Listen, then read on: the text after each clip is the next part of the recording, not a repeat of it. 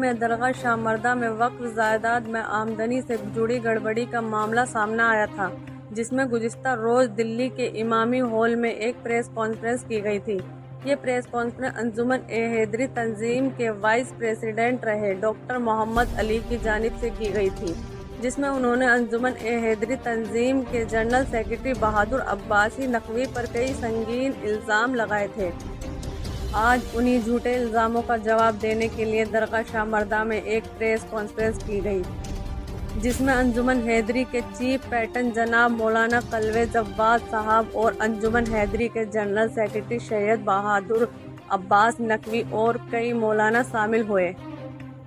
सैयद बहादुर अब्बासी नकवी और मौलाना कल्वे जव्वाद साहब ने मीडिया से क्या बात करते हुए कहा, सुनिए। अस्सलाम वालेकुम। अभी पिछले एक साल से एक प्रोपेगेंडा बड़े पैमाने पे चल रहा है, जिसमें जो लालची लोग हैं उनको बाकायदा लालच देकर अंजुमन के खिलाफ झूठे प्रोपेगेंडे कराए जा रहे हैं। अंजुमन हैदरी ने आफ्ताब शरीफ मनागत जवाब साहब की सरपरस्ती में जोरबाग के अंदर तकरीबन 50,000 गज जगह जो वक्फ माफिया के कब्जे में थी उसको आज़ाद कराया पिछले 15 साल की लड़ाई के अंदर। ये पहला ऐसा वाक़या है, हर जगह ये होता है कि वक्फ की जायदाद, अभी आपने वक्फ के मामले सुने होंगे, सब जगह ये है कि वक्फ में लूट मची, वक्फ पे लोग कब्जे करके बैठे हैं, वक्फ को कोई फायदा नहीं हो रहा है। मगर वक्फ एक्ट के कानूनों के तहत जब अंजुमन हैदरी लड़ाई लड़ी तो उसमें यह प्रावधान है कि अगर कोई कब्जा करके बैठा हुआ है वक्फ की जगह पर तो उसका रेंट, मिनिमम रेंट का प्रावधान दिया गया है। मिनिमम रेंट 2.5% होगा, जो बाद में जो शख्स कब्जा करके बैठा था उसका 58 करोड़ रुपया साल बनता था वक्फ एक्ट के हिसाब से, जिसके लिए हम लोगों ने 1300 करोड़ का केस माली वसीम खान, मोहित खान वगैरह के ऊपर डाला, जिसमें हमें कामयाबी मिली, जगह खाली हुई और बाकायदा कोर्ट ने आदेश किया कि फौरी तौर पर तकरीबन 6 करोड़ रुपया जो है अंजुमन हैदरी को दिया जाए और नहीं देने के ऊपर तकरीबन 1 करोड़ रुपया साल की पेनल्टी का भी आदेश हो इंटरेस्ट के तौर पर, जो पिछले 6 साल से अभी तकरीबन इकट्ठा होकर 12 करोड़ रुपया वक्फ माफिया के ऊपर जो काबिज थे उनको हो चुका है। साथ ही तकरीबन रोजाना 50 से 60,000 रुपया उनको पेनल्टी लगती है। ये जो गैंग है, जो लोग अभी जिन्होंने कुछ दिन पहले फर्जी पीसी कर दी और उसमें सबसे बड़ी बेईमानी और मक्कारी ये थी कि इम्पर्सोनेशन की गई, इनके खिलाफ हम लोग वगैरह क्रिमिनल कंप्लेंट हम लोग दायर कर रहे हैं। इन्होंने ये इम्पर्सोनेशन करी, उन्होंने कहा कि मैं वाइस प्रेसिडेंट हूं अंजुमन हैदरी, जबकि वो शख्स वाइस प्रेसिडेंट है ही नहीं। उनको टर्मिनेट हुए मुद्दत हो चुकी, न्यूज़पेपर में आ चुका, वो टर्मिनेट हो चुके, उसके बावजूद आज की डेट में वो किसी मीटिंग में शरीक नहीं हो सकते और वो कह रहे हैं वाइस प्रेसिडेंट। उस मौजू के ऊपर मैं आपको ये बताना चाहूंगा कि उन्होंने जो ये कॉन्स्पिरेसी रची है, ये रची इसलिए है कि अंजुमन हैदरी ने एक केस 1300 करोड़ रुपए का हाई कोर्ट में डाला हुआ है, जिस केस के अंदर अब हमारी फाइनल हियरिंग के लिए मैटर लगा हुआ है और पार्ट हियरिंग हो गई। अब उस फैसले में, उस केस में जो जजमेंट आने वाला है उससे बौखलाकर जिस वक्त माफिया के खिलाफ वसीम खान, शमीम खान और उनके साथियों के खिलाफ जो केस चल रहा है 1300 करोड़ का, उसमें क्योंकि ऑर्डर आने वाला है, उससे पहले वो ये चाहते हैं कि जो अंजुमन हैदरी है, क्योंकि जो मुकदमा दायर किया गया है वो एफिडेविट बहादुर नकवी के थ्रू किया है और कल्वे जव्वाद साहब उसकी सरपरस्ती कर रहे हैं और इस कमेटी का रेजोल्यूशन पास हुआ है कि हम किसी भी हाल में कोई अनडेटेबल फैसला लेंगे, कोई गिनती का फैसला नहीं करेंगे, हम सुप्रीम कोर्ट का केस करेंगे, जान दे देंगे, मगर हम इस फैसले इस कोर्ट केस में कोई फैसला नहीं करेंगे। तो अब एक ही तरीका है कि जो जयचंद हैं कौम के, जो ईमान हैं, जो लालची लोग हैं, उनको इस्तेमाल करके वो जो है अंजुमन में कब्जा करते हैं, उसके साथ जो है जो पैसा है और उस टोटल की फंडिंग जो कर रहा है उसको मदद करना चाहते हैं। आप भी देखिएगा कि जो ये टोटल हमारा परसों का पीसी में उन्होंने जो प्रोपेगेंडा करा, उसमें पहला उन्होंने इल्जाम लगाया जो हमारे पूर्व अध्यक्ष थे, पूर्व अध्यक्ष ने ये कहा कि साहब ये इलेक्शन करा दिया गया और जिसके लिए कमेटी का कोई मेंबर तैयार नहीं था। ये बयान है, सब जगह दिए। तो मैं उसके ऊपर बहुत अहम सबूत आज मीडिया के सामने जारी करूंगा। ये इलेक्शन होने की वजह क्या थी, ये इलेक्शन क्यों हुआ, टाइम से 9 महीना पहले इलेक्शन कैसे करा दिया गया, ऐसी क्या वजह थी कि टाइम पूरा होने से पहले इलेक्शन करा दिया गया। तो ये जिन साहब ने, जो मोहम्मद अली लाडले ने प्रेस कॉन्फ्रेंस करी नैयर अली तकवी के साथ मिलकर, जो इनके बॉस हैं इस पूरी गैंग के, इस टाइम जो इनकी सरपरस्ती कर रहे हैं, उनके लिए क्या लेटर लिख के दिया था मोहम्मद अली लाडले ने मार्च फरवरी 2025 में, वो सुन लीजिए आप। I would like to bring to your notice a few points through this letter, which in my opinion are valid and legitimate, due to which the election for ultimately should be preponed to bring more transparency into the day-to-day financial activities of the committee. In the bylaws of Anjuman under the class rule, class 1 election can be preponed by 1 year, same after receipt of the notification of the election from General Secretary, the association notifying the election and request for conducting the election, the election commission shall consent and confirm such request in writing to the General Secretary. ये मोहम्मद अली लाडले ने मुझे letter लिखा है, मुझे कह रहे हैं कि आपको इलेक्शन कराना है और आपको हम लिख के दे रहे हैं, हम कंसर्न दे रहे हैं, आपको कराना है। I am raising, और ये मेन इशू समझ लीजिए, I am raising great concern on the intentions of President Nayyar Ali, जो प्रेसिडेंट है उस टाइम जिनके साथ ही बैठ के पीसी कर रहे हैं। First of all, I need answers of the misuse of the power as a president. President Nayyar Ali Taqvi had taken 100% advance payment to deliver electric goods from his company to Dargah Shahi. So far the goods have not been delivered. As he returned the IRT led to the Anjuman, I want a clarification. How can an individual who holds an important constitutional post in the Anjuman do such an unethical financial fraud? ये कह रहे हैं इन्होंने financial fraud के आरोप हैं। Why is the Anjuman quiet on this issue? Would the Anjuman stay quiet if it was an outsider? Wouldn't the Anjuman take any election? The second point is that after the Gulak money is counted at Dargah, usually the big notes are accounted and then deposited in the bank Anjuman account, and the small notes and coins are kept under the guardianship of Anjuman with the finance secretary. Now President Nayyar Ali Taqvi, वहाँ बात कर रहे थे ना गुल्लक खुलने की, तो उसके लिए सुनिए प्रेसिडेंट चीफ के साथ बैठ के मीटिंग हुई है। Without informing the Anjuman and without any official approval, prescribed the finance secretary using his presidential authority, demanded the money and proceeded to take money from the finance secretary for his personal use, and in return gave a check which has no value till that he has not returned the money to maintain his respect and to the transparent with account. The finance secretary, I want to know, is this the right way of heading such a reputed Anjuman? President Nayyar Ali Taqvi has a credit of 5 lakh, out of which 3 lakh he owes of Anjuman, 2 lakh of Gulak money.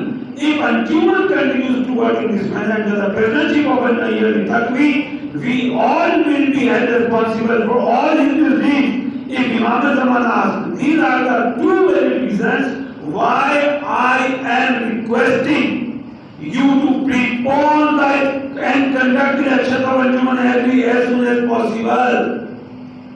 तो साहब चोरी जो कर रहे थे, बेईमानी जो कर रहे थे, उनको मेंबर्स ने बाहर निकाला है, उनको मेंबर्स ने अंजुमन से इलेक्शन में हराया है और पीसी करके कह रहे इलेक्शन में हरा दिया। जिनके खिलाफ ये खुद मोहम्मद अली लाल ने बैठ के ये लेकर के बेईमान आज उनके साथ बैठ के मीटिंग कर रहे हैं, क्योंकि इनकी डील हो गई है 1300 करोड़ जिससे लेना है उसके साथ इनकी डील हो गई है, उसके साथ इनका साझेदारी हो गई है, उसके साथ मोटी रकम वसूली जा रही है और अंजुमन हटा के जब पैदा किया जाएगा एक बहुत बड़ी रकम 100 करोड़ की खबर चल रही है, इन लोगों को मिलने की उम्मीद है जिसके लिए ये लोग काम कर रहे हैं। हाई कोर्ट में कैसे ये 1300 करोड़ का जिसके खिलाफ ये लेटर लिख रहे थे उसके साथ बैठे मीटिंग कर रहे हैं और इंसान ये इलेक्शन पहले करा दिया गया और जबकि 14 मेंबर होगा, ये मैं आपको दिखाऊंगा, बाकायदा राइटिंग में लेटर मौजूद है कि इलेक्शन प्रीपोन कराया जाए। इसके साथ ही एक दूसरा अहम निजाम, एक दूसरा बहुत बड़ा निजाम लगाया गया कि यहाँ के ये मैं आपको पहले इसी बीच में ये यहाँ पर ये हाईकोर्ट का ऑर्डर दिखाना चाहूंगा जो 1300 करोड़ का केस है। 4 अल्फाज में मेन ऑर्डर है जिससे इनकी नींदें हो गई। कोर्ट ने ऑर्डर किया list for final hearing on 13 फरवरी 2024। तब से ये खेल जो है चालू हुआ क्योंकि नजदीक गया अगर 1300 करोड़ के देना होगा। 5 साल से चूहे बिल्ली का खेल चल रहा था कोर्ट के अंदर, आज बीमार हो गया, आज ये हो गया, फाइनल हियरिंग पे केस लगा और उसने जो है अपने दरवाजे खोल दिए रिश्वत के और पैसे बांटने के, और जो लालच के बेईमान लोग थे वो उससे जागे। इसी वजह से इलेक्शन प्रीपोन कराई है कि जो लोग उसके पेरोल पर हैं उनको कमेटी नहीं 277 मेंबर आए अंजुमन में और नहीं जाते थे साथ में, उनको मेंबर ने इलेक्शन हराया है। बहादुर अब्बास है, नजर जवाब साहब या किसी और की बात नहीं, यह इलेक्शन हुआ, इलेक्शन में हराया गया। ये उसका सबूत आपके सामने मैंने पेश किया। इसके बाद एक बहुत ही अहम इल्जाम, साहब मुर्गी एक थी उसके 2 अंडे हुए, उसके 2 बच्चे हो जाते तो वो 200 के हो जाते, फिर उन 2 बच्चों के फिर अंडे होते, फिर 8 मुर्गियां हो जाती, इस तरीके से 35 करोड़ हो गए। अंडे और मुर्गी का हिसाब बैठ के सिखाने का है प्रेस कॉन्फ्रेंस में। जवाब और सवाल होता है ऐसे। पिछले 6 साल का जिस ऑडिट की वो जिक्र कर रहे थे, अंजुमन ने सीएजी से ऑडिट करा रखा है। ये ऑडिट रिपोर्ट आपको दे रहा हूं पिछले 6 साल की।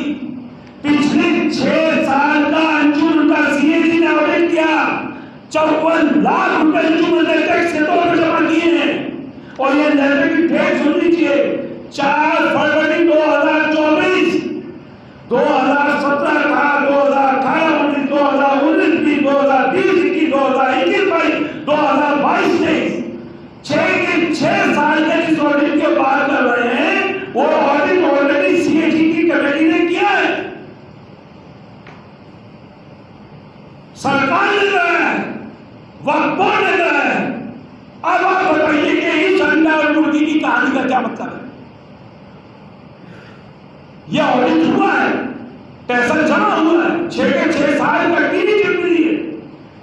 अंजुमन एग्री का 1 रुपए का वीसा, 1 रुपए का परचेजिंग जो हमारे आप देख रहे हैं, हमारा GST paid bill, tax paid bill, bank से पेमेंट, आप समझ लीजिए कोई दूसरी सोसाइटी इस तरीके की ट्रांसपेरेंसी और इस तरीके के अकाउंट नहीं कर सकती।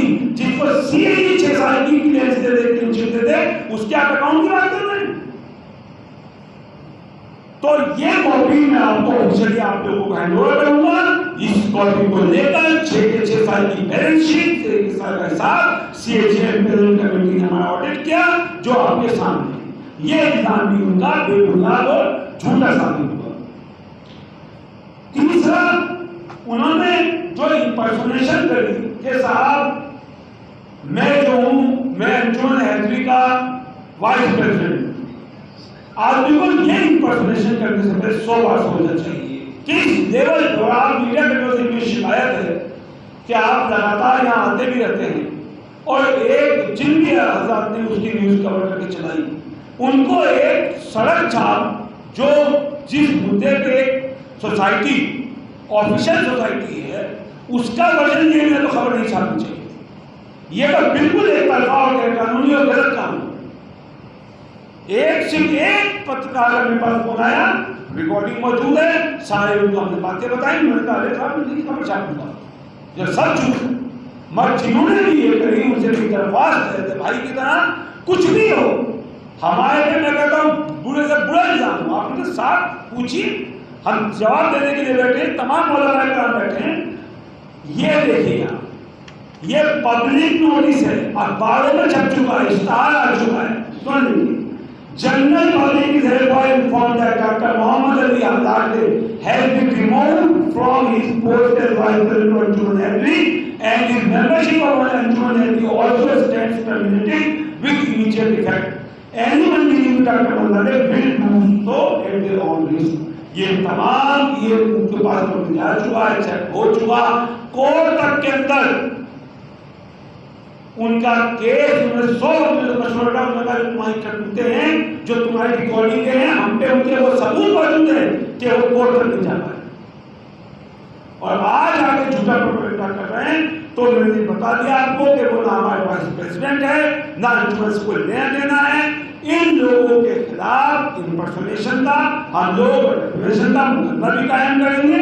उससे पहले आपके सामने बताना जरूरी था कि इस पूरी कॉन्स्पिरेसी की वजह क्या है, 1300 करोड़ का मुकदमा और उसके पूरी खेल जो है उसकी चल रहा है, जो इल्जाम लगाया गया बेईमानी का, उसके लिए मैंने आपको ऑडिट रिपोर्ट पेश कर दी।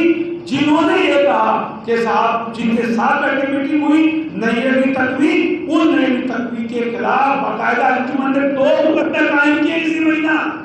ये जो पीसी हुई है, अगर आप हमसे पूछते तो हम बताते कि जो पीसी करने वाले साहब है नई तकवी, इनके खिलाफ हमने 2 कोर्ट में मुकदमे डाले हैं। जो एक दरगाह का पैसा लेके भाग गए हैं, उस पैसे की वापसी के लिए हमने केस डाला है। ऐसे नहीं कि आप इलेक्शन आ गए, आप इस बात में तो पैसा लेके चले जाएंगे, उसको मुकदमा लगाए हुए। तो यही चीजें मैंने आपके सामने पेश की हैं, उन सब की कोर्ट केसेस हम आपके सामने पेश करें। और इस साजिश में जो एक और बड़ी वजह रही है वो ये है कि दरगाह शाह मतलब जहाँ आप बैठे हैं, यहाँ पर जिन लोगों ने कब्जा किया हुआ है, उनके लिए भी ये पहला केस है दिल्ली का, उसके लिए भी दिल्ली हाई कोर्ट ने अभी 1 महीना पहले नोटिस इशू कर दिया है। एक साहब के खिलाफ 1,85,00,000 का नोटिस है कि आप वक्फ जायदाद पर कब्जा करके बैठे हैं, 12 साल से पैसा नहीं दिया, 1,85,00,000 कब देंगे, 1,25,00,000 का एक के लिए, 1,01,00,000 का लिए। तो जिन जिन लोगों को इस अंजुमन के काम करने से खतरा है कि हमें पैसा देना पड़ेगा, जगह छोड़नी पड़ेगी, वो सब लोग फंडिंग कर रहे हैं और लालची और बेईमानों इसमें आ गए। इसी के साथ मैं चाहूंगा कि और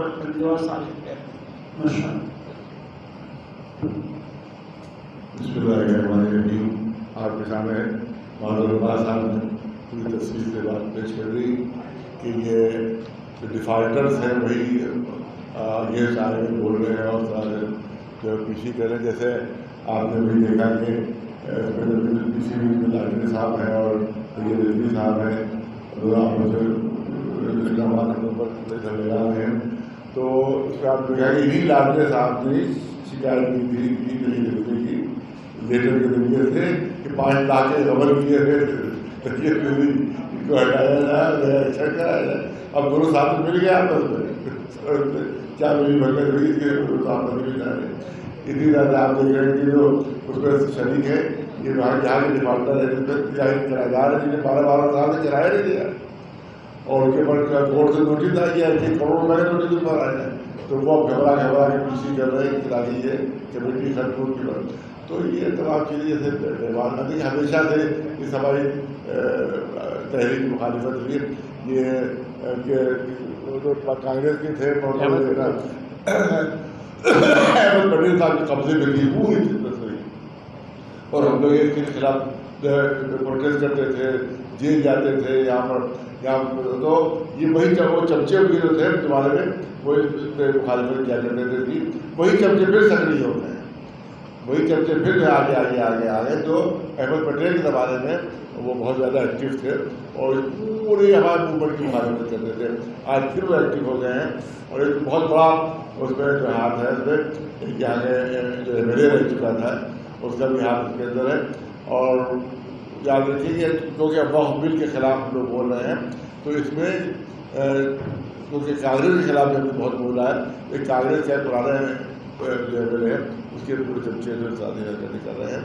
तो लिहाजा इसमें हमारा पूरा चैलेंज ये है कि अगर एक पैसे की बेईमानी कहीं पर साबित कर दी जाए, एक पैसे की बेईमानी साबित कर दी जाए, तो पूरी कमेटी बंद कर दी जाएगी, पूरी कमेटी खत्म कर दी जाएगी, एक पैसे की बेईमानी साबित कर दो जाए। और आप दूसरी चीज़ है कि कैट ने 15 दिन तक ऑडिट किया है, 15 दिन तक कैट जो गवर्नमेंट की सबसे मशहूर एजेंसी है, जो जिसको सब गवर्नमेंट भरोसा करती है, 15 दिन तक ऑडिट किया पूरा, उसके बाद उसने रिपोर्ट दी है। तो अगर तुम्हें हमने बेईमानी की है तो इसका मतलब कैट भी बेईमानी में शरीक है, इसका गवर्नमेंट एजेंसी भी बेईमानी शरीक है। तो अगर तुम्हें हिम्मत हो तो जाके कोर्ट में चैलेंज करो कि कैट ने बेईमानी कर ली है। हाँ, हम चैलेंज करते हैं तुम्हें, जाओ PIL करो कि कैट ने बेईमानी कर ली है, गवर्नमेंट एजेंसी ने बेईमानी कर ली है और यहाँ के बेईमानों के साथ मुँह मिल गई है।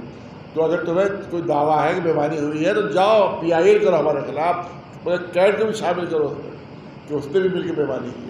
तो ये कह देना TV के बाद तो कोई भी खड़ा होकर कह दे कि आप बेईमानी किए, बेईमानी किए, बेईमानी किए, तो बहुत आसान है, दबाव चलाना बहुत आसान है, मगर साबित करना है आसान नहीं।